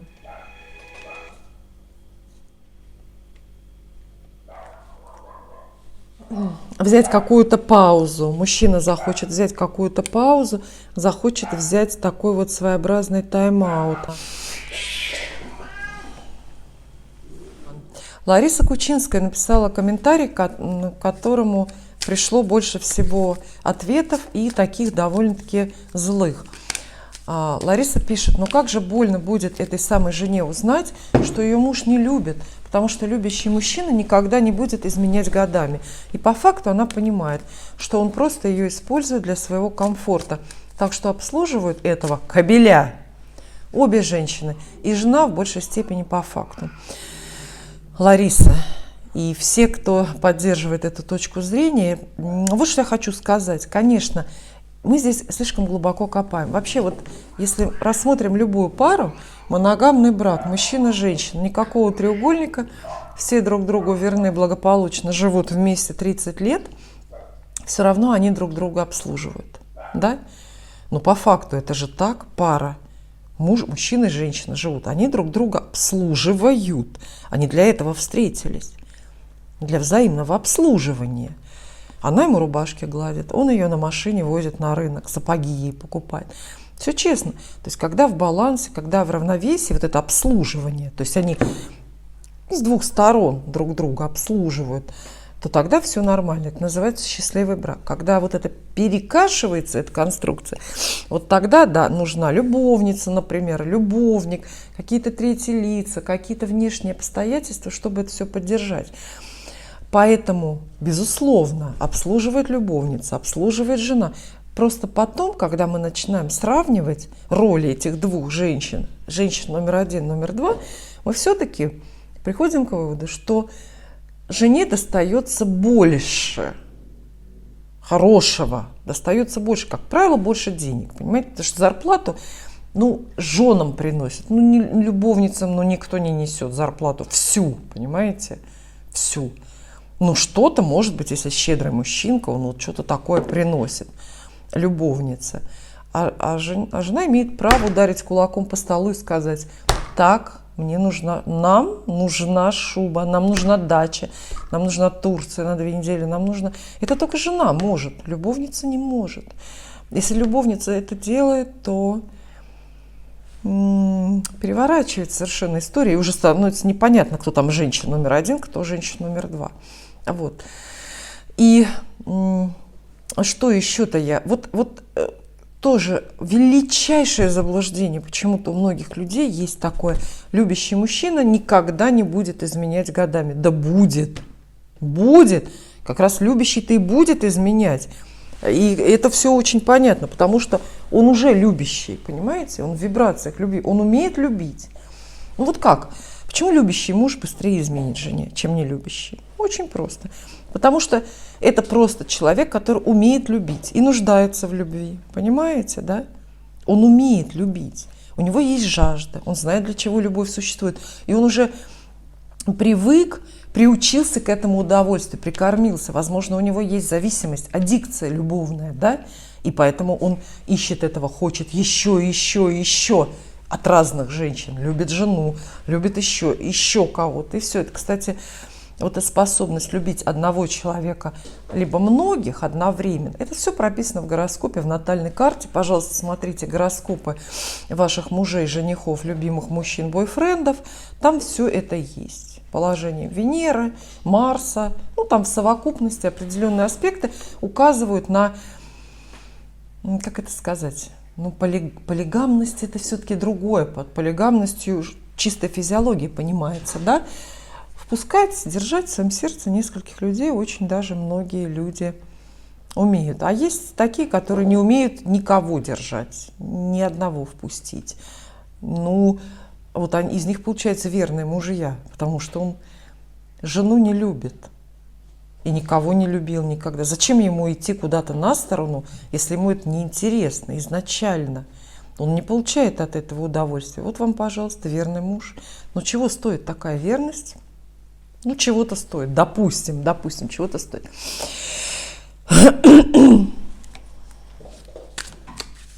Вот тоже замечательный комментарий. Тоже без вопроса, но комментарий Ольга Евченко пишет. Послушайте, пожалуйста. Для меня эта тема очень интересна. 2 года я состояла в связи с женатым мужчиной. Вдовствовала я уже к тому времени 3 года. Было очень тоскливо. И в какой-то момент смирилась, что ли, с одиночеством. Вот тоже сюжет, да, какой-то готовый сюжет для сериала. Смирилась с одиночеством. Но, разговорившись с таксистом, тогда я еще и не предполагала, сколько счастливых моментов будет у меня в жизни. Я старше его жены. Да, тема совсем мало внимания, то голова, то же, а мы впились друг в друга. Как он смотрел на меня, так ни один мужчина не смотрел. Я была согласна с его семьей, то есть, я так понимаю, согласна на то, что у него есть семья. И вот это дальше очень интересно. Предлагала ему открыться и жить на 2 семьи. Но этого не случилось. Как вы думаете, почему, Ольга, этого не случилось? Потому что вы-то были согласны, чтобы он жил на 2 семьи. Потому что ваша семья как бы вторая. Вот. А вот его жена не была согласна, чтобы он жил на 2 семьи. Понимаете, да? Потому что она первая застолбила этого человека. И он, наверное, очень сильно удивился, когда вы ему это предложили. Угу. Не дарил он мне подарки, но столько делал. По щелчку пальца был рядом, всю физическую работу я переложила на него, и он безропотно выполнял ее. У меня дом-дача. Я благодарю жизнь за то, что она послала мне такую любовь, страсть и невероятные крылья. Этот человек вдохнул в меня желание жить дальше. Вот видите, какая история? Интересная, трогательная, невинная во многом по-своему, потому что мы в Ольге все находим какого-то наивного очень человека. Это предложение такое открытое: а давай жить на 2 семьи, вот это вот все. И вот эта готовность делиться там физической работой и так, вернее, нет, принимать поддержку в виде вот физического какого-то труда. Вот. Ну что можно сказать Ольге? Ну, прекрасно, наверное. Пусть будет. Вопроса к картам никакого тут нету. На самом деле мне много что есть сказать, но это не в теме программы, поэтому я, наверное, воздержусь.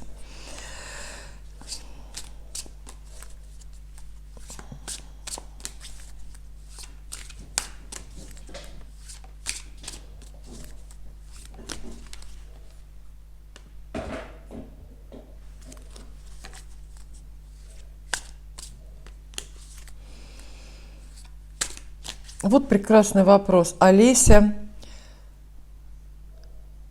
Захаровская пишет: у мужчины есть свои границы, у любовницы границы стираются, и ее энергия утекает в никуда.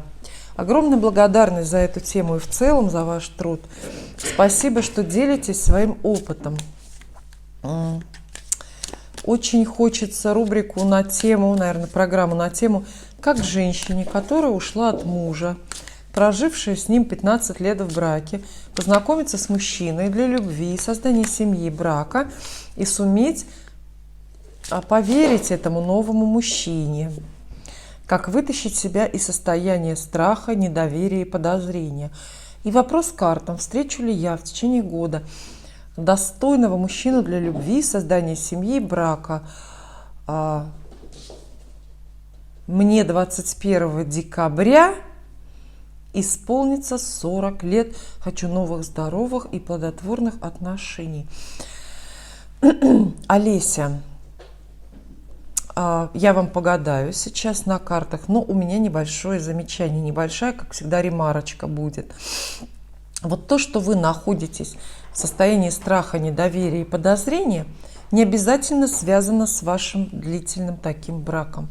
Брак у вас все-таки состоялся, и был он достаточно хорошим. Как я это узнала? 15 лет. Вот откровенно плохой брак, но знаете, когда одни страдания, когда полностью все мимо, не длится 15 лет, я вас уверяю. Он длится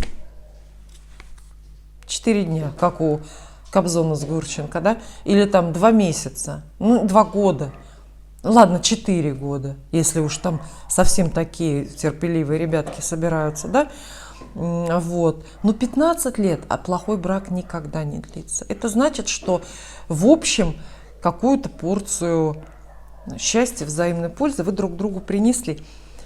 Почему я говорю об этом, Олеся? Ищите в другом месте причины вашего страха и недоверия мужчинам. В другом месте. Это не брак. Не брак. Это, ну, естественно, ваш гороскоп и ваше детство. Я всегда говорю, это моя позиция, никому не навязываю, да.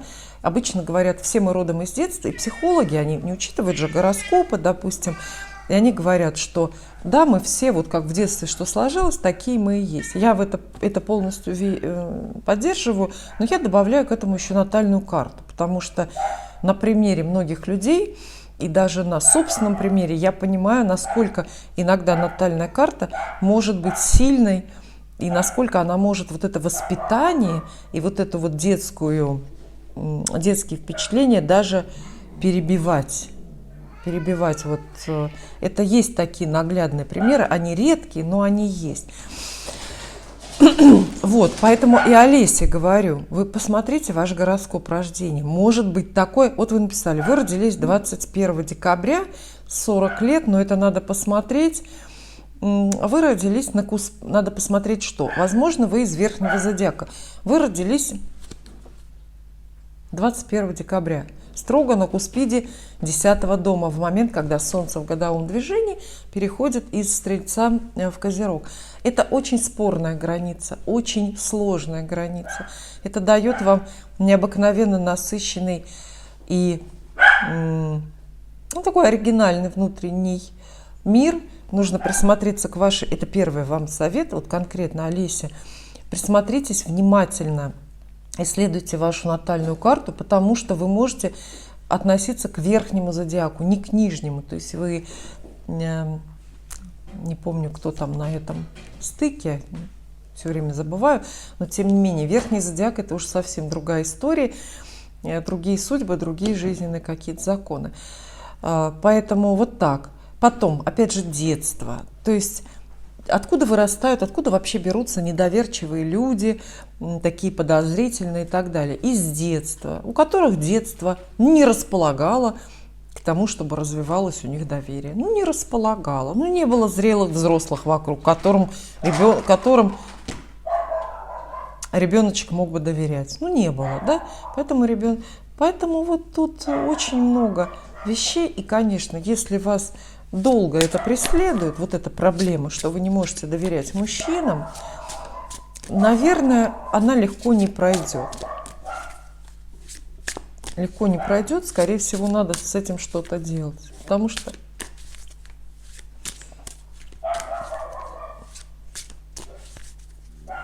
доверие или недоверие. А еще, знаете, происхождение именно вашей проблемы может быть в том, что вот эти вот люди, как вы, рожденные на куспиде 10-го дома, это в прямом смысле полустрельцы, полукозероги, имеют очень доверительные отношения с собой. У вас доверительные отношения с собой. Вы сильно доверяете себе, что, естественно, немножко обкрадывает по доверию других людей. Из-за этого нет потребности, во-первых, особо доверять другим людям, ну и нет такой возможности, нет такой привычки. Ну, бесов придется терпеть, да? Постоянные зрители знают, что бесов придется терпеть. Мы пока от них никуда не денемся. Бесов можно привязать, но бесы уже сегодня сидели 2 часа привязанными, пока я записывал первую часть программы. Поэтому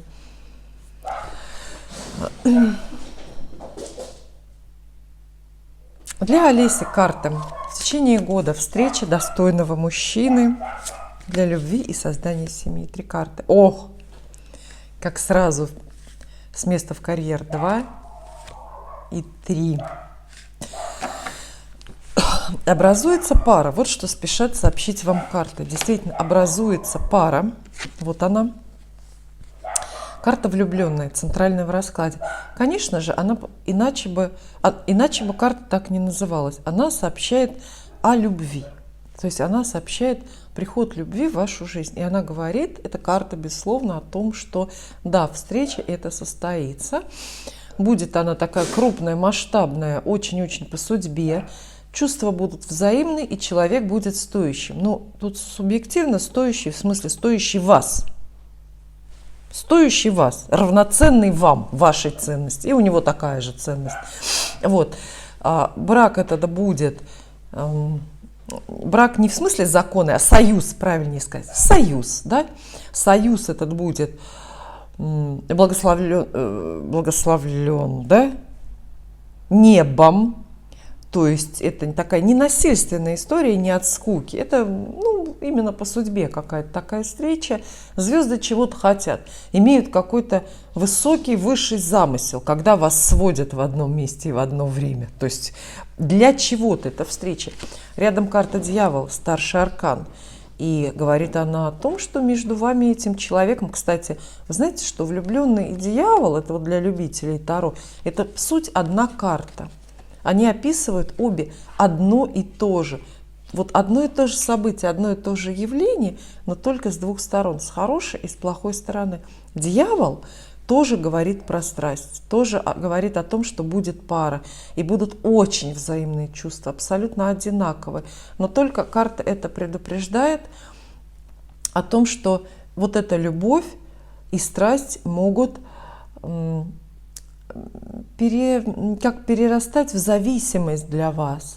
То есть вы жаждете сейчас любви и парной жизни, но в результате можете оказаться, вернее, нажить себе какую-то сильную несвободу через отношения. Но все мы знаем, что именно так и наживается несвобода, да, через отношения. Вот. И поэтому отношения сильные, страстные, но спорные очень-очень во многом. То есть вас это увлекает. И показательно, что здесь тройка мечей. Я только что сказал, если долго не доверяете кому, вообще никому, да, я так поняла, мужчинам не доверяете, и все, значит, это длительный опыт негативный есть, длительный опыт недоверия. И тройка мечей подтверждает, никуда недоверие ваше или дурные какие-то чувства, дурные эмоции, взятые из прошлого брака, из каких-то прошлых отношений, они никуда не денутся. То есть вы в эту новую пару, хоть вы и встретите человека, скорее всего, такого, какого хотите, и любовь будет большая, но вы в эту пару принесете с собой, потащите с собой все свои старые проблемы, претензии, трудности, комплексы и страхи. Как знаете, есть выражение, что по поводу переездов, что куда бы ты ни переехал, хоть на край света, ты везде привезешь самого себя. И я точно так же скажу про отношения. С каким бы партнером желанным, идеальным ты не сошелся в следующий раз, ты все равно притащишь себя прежнюю с комплексами, разочарованиями, с предательствами прежними, с подозрениями, с ревностью, с собственными изменами и так далее. Мы всюду приносим себя, понимаете? Не только в супермаркет, куда я вот сейчас собираюсь, приносим себя, но мы приносим себя и вот так вот на шине. И вот тройка мечей немножко просит вас, может быть, даже будет лучше, пока вы не встретили этого человека еще, пока не встретили, пока не начался этот головокружительный роман, такой живописный у вас, заранее, почиститься, что ли, почистить голову. Не надо ждать, в чем смысл? Не надо ждать вот этого идеального принца, который вас излечит от недоверия. Излечитесь заранее сами, потому что вот этот новый человек может оказаться не таким совершенным. У него, может быть, нет навыков или желания кого-то излечивать от недоверия. А тут вы уже заранее здоровенькое придете к нему. Походите к психологу, к психотерапевту. В конце концов, посмотрите видео с гаданиями на канале Ольга Филимонова. Там тоже есть много исцеляющего и спасающего.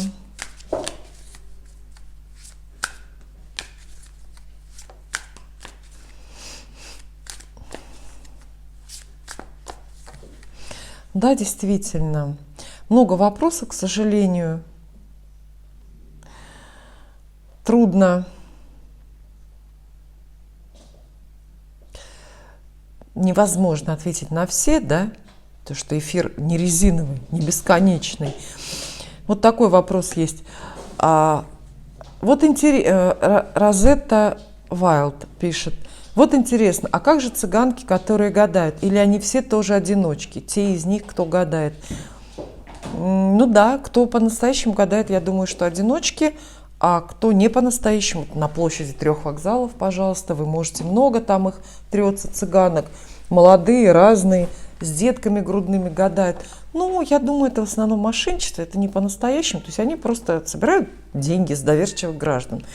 А кто по-настоящему гадает, они одиноки. Уж тем более не бывает гадалок настоящих, которые кормят грудью. Вот у нее младенец к груди она прикладывает и второй рукой эту карты кидает. Это вообще противоестественно. То есть вот энергия вот этого материнства, то есть отдачи молока и жизненных сил ребенку, или беременная гадалка, это просто за гранью, да, это абсолютно противоречит, ну, не знаю, каким-то базовым нормам ремесла, что ли, гадания, понимаете, да?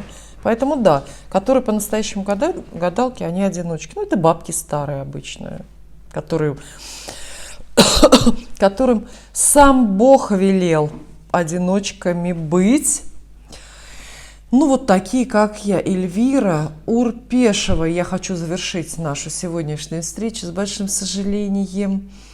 А можно, Эльвира пишет, и тоже задает тему для одной из следующих программ, а можно не про треугольник, а про обычных разведенных, например, эфир? Все. Хорошо, про обычных разведенных. Поэтому давайте обычные разведенные. Присылайте ваши вопросы в программу «Вопросы и ответы». Будем отвечать и разбираться, а мы увидимся.